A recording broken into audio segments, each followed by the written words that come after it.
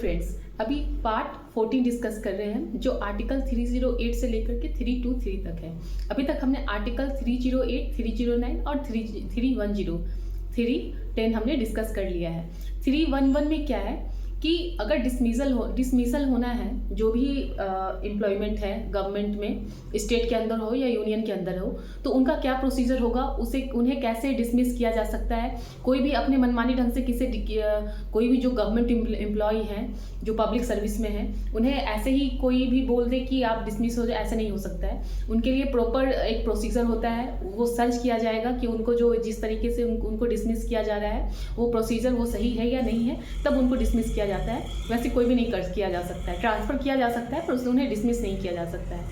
फिर पार्ट 312 जो है आर्टिकल, उसमें ये कहा गया है कि ऑल इंडिया सर्विस, जो ऑल इंडिया सर्विस होता है, जैसे कि IAS हो गया और IPS हो गया, ये सब का जो क्रिएशन होता है वो राज्यसभा के द्वारा होता है। 2/3 मेजोरिटी उसके लिए चाहिए। ये आर्टिकल 312 में दिया हुआ है जो पार्ट 14 के अंदर में है। अब 313 में ये दिया हुआ है कि ट्रांजिशनल प्रोविज़न, जैसे कि कॉन्स्टिट्यूशन जो लागू होने से पहले, संविधान लागू होने से पहले जो सर्विस होते आ रहा था, पब्लिक सर्विस जो होते आ रहा था स्टेट में या यूनियन के अंदर में, तो वो कंटिन्यू रहेगा जब तक कि पार्लियामेंट उस पर कोई लॉ नहीं बनाएगी, तब तक वो कंटिन्यू रहेगा। ये आर्टिकल 313 में दिया हुआ है। 14 में उसे रिपील कर दिया गया था।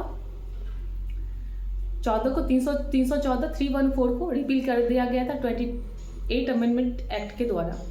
तो ये था प्रोटेक्शन ऑफ जो सर्विस था उसके लिए। इसे क्यों रिपील कर दिया गया था? इसे रिपील करके और 312A जोड़ा गया था, जिसके तहत ये है कि जो पावर है पार्लियामेंट का, वो उनके पास ये पावर है जो कंटिन्यू होते हुए आ रहा है सर्विस, उसको या तो उसमें कुछ चेंज कर सकते हैं या उन्हें रिमूव किया जा सकता है।